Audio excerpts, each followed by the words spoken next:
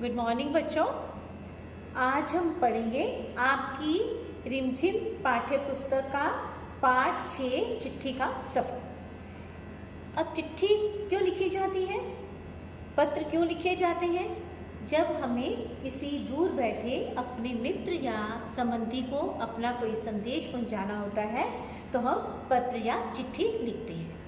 तो चिट्ठियों का सफ़र कैसे शुरू हुआ, संदेश पहुंचाने की कहानी जो है, अपनी बात पहुंचाने का सफ़र जो है कहाँ से प्रारंभ होता है और उसके कौन कौन से माध्यम हैं, प्राचीन काल में किन किन माध्यमों के द्वारा अपनी बात दूसरी जगह पर पहुंचाई जाती थी और आज से 10-20 साल पहले हम किन माध्यमों के द्वारा अपनी बात पहुंचाते थे और आज हम किन साधनों का दूर के स्थानों तक अपनी बात पहुंचाने के लिए प्रयोग करते हैं। पहले हम इन सब बातों को जानते हैं, फिर हम चिट्ठी का सफ़र प्रारंभ करेंगे। तो आइए जानें। सबसे पहले है संप्रेषण और संचार के माध्यम। संप्रेषण क्या होता है?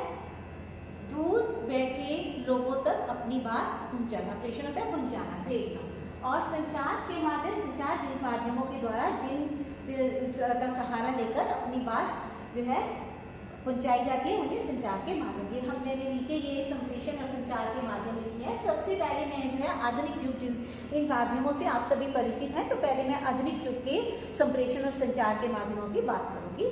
तो पहला है वेब कैमरा, जिससे शायद आप सभी परिचित होंगे।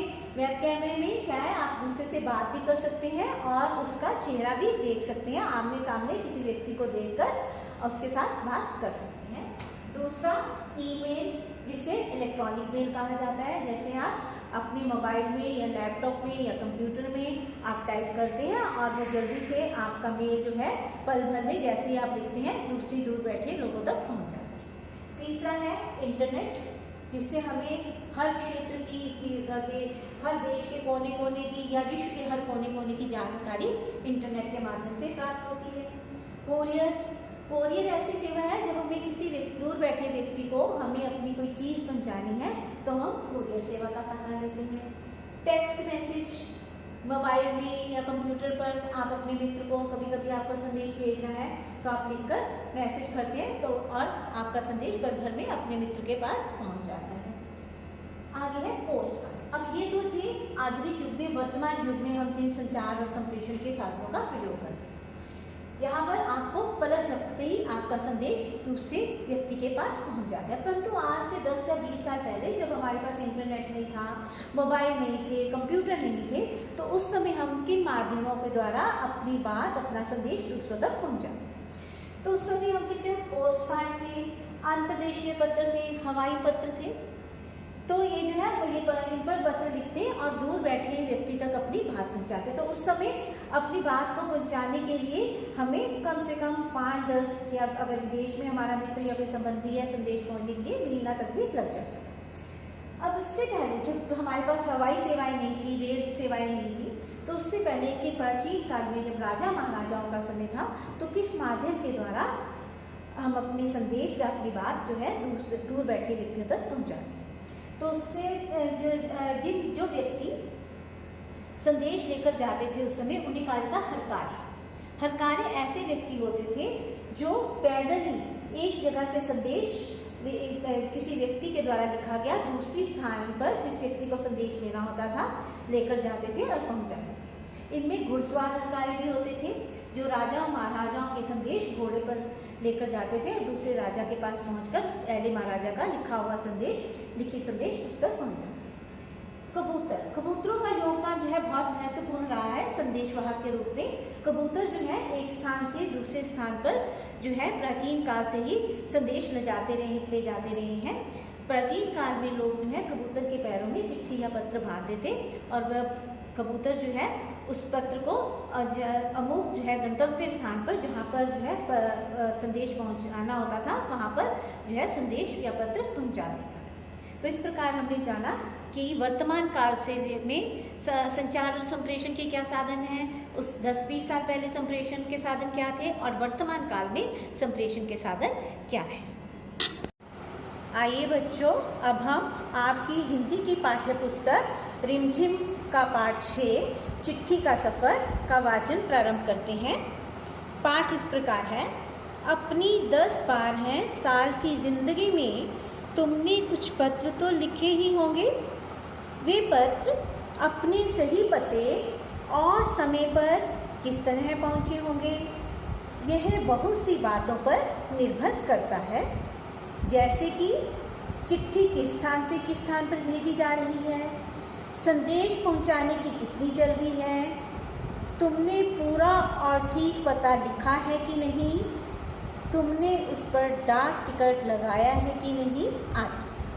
अब प्रश्न ये उठते हैं कि आखिर चिट्ठी पर डाक टिकट लगाया ही क्यों जाए?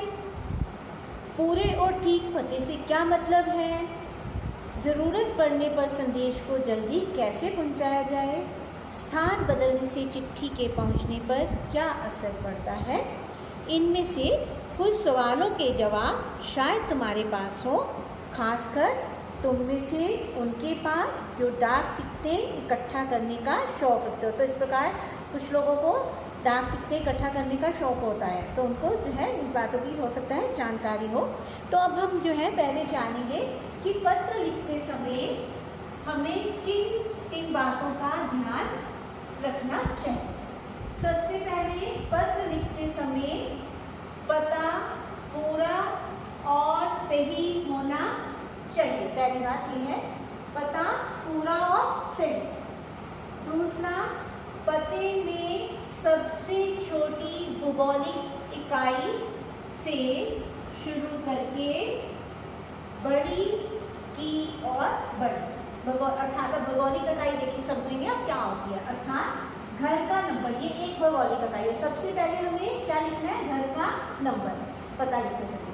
दूसरा, गली मोहल्ले का नाम, जहाँ आपने पत्र भेजना है उस जगह के गली मोहल्ले का नाम।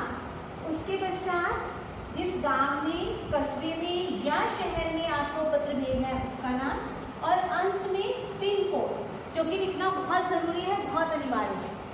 और आज ये सब लिखने के बाद आपको पत्र पर डाक टिकट लगाना है, तभी हमारा पत्र सही समय पर और सही जगह पर जो है पहुंचेगा। तो पत्र लिखते समय इन सब बातों का ध्यान रखें। आपका पता सही हो, पूरा हो, उसमें सबसे पहले घर का नंबर, उसके पश्चात गली मोहल्ले का नंबर, फिर गांव, कस्बे या शहर का नाम, अंत में पिन कोड और डाक टिकट लगाना ज़रूरी है, तभी आपका पत्र सही समय पर पहुंच सकता है। तो अब आपकी पुस्तक में अगर आप देखेंगे, यहाँ पर शायद आपको मैं चित्र दिखा देती हूँ, आपको ज़्यादा स्पष्ट नहीं आएगा, आप अपनी पुस्तकों में खोलकर देखना। ये 2 पत्र दिए गए हैं। पहले पत्र में सिर्फ लिखा गया है महात्मा गांधी जहाँ हो वहाँ, और दूसरे पत्र में लिखा गया है श्री मान निदेशक महोदय, और पूरा पता यहाँ लिखा गया है राष्ट्रीय शैक्षणिक अनुसंधान एवं प्रशिक्षण परिषद, अरविंद मार्ग, नई दिल्ली सॉरी।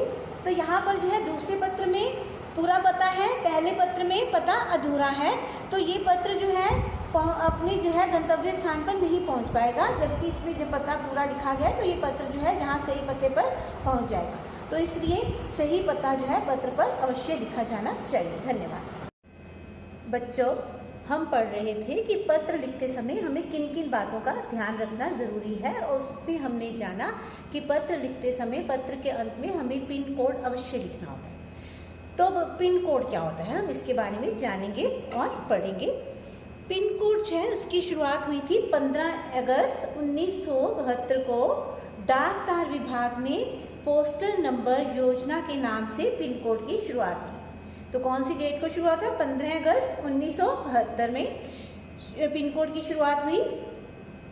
तो पिन कोड क्या होता है? उसका एक जो है, ये जैसे इंग्लिश में सकते हैं एब्रीवेशन है ये। तो उसका पूरा क्या होता है? जब हम उसको पूरा बोलते हैं, इसका छोटा रूप है, तो उसके पूरे रूप में क्या बोलते हैं? उसको बोलते हैं पोस्टल इंडेक्स नंबर। जैसे मैंने यहाँ लिखा है pin code postal index number, postal index number, इसका फुल फॉर्म जो है, पूरी फॉर्म होती है पोस्टल इंडेक्स नंबर।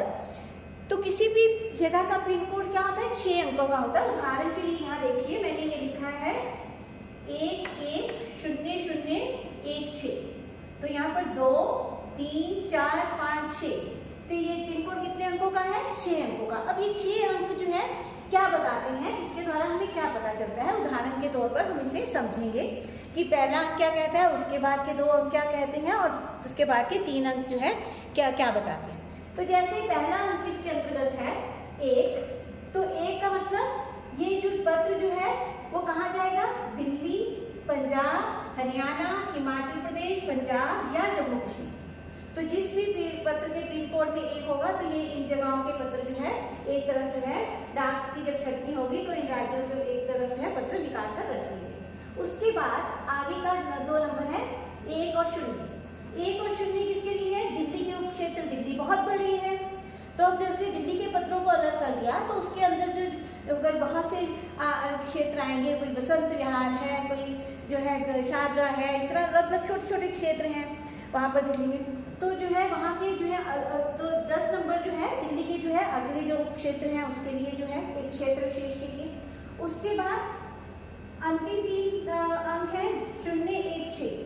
तो जो है क्षेत्र जैसे बसंत विहार क्षेत्र लिया उसमें भी 3-4 भागदर होंगे तो एक विशेष भागदर के लिए कौन सा अंक दे दिया गया, 0, 1, 6।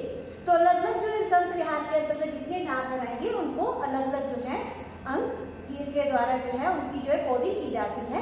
इस तरह जो है पत्रों की छटनी जो है आसान हो जाती है। तो इस प्रकार अगर पिन कोड आपने सही लिखा है तो आपका पत्र सही स्थान पर सही समय पर पहुंच जाएगा। तो पिन कोड का पत्र में बहुत महत्व है। जब भी आप किसी को पत्र लिखें, चिट्ठी लिखें तो पिन कोड अवश्य लिखें। अगर आपने पिन कोड लिखा है तो आपका पत्र सही समय पर और सही स्थान पर शीघ्र ही पहुंच जाएगा। धन्यवाद।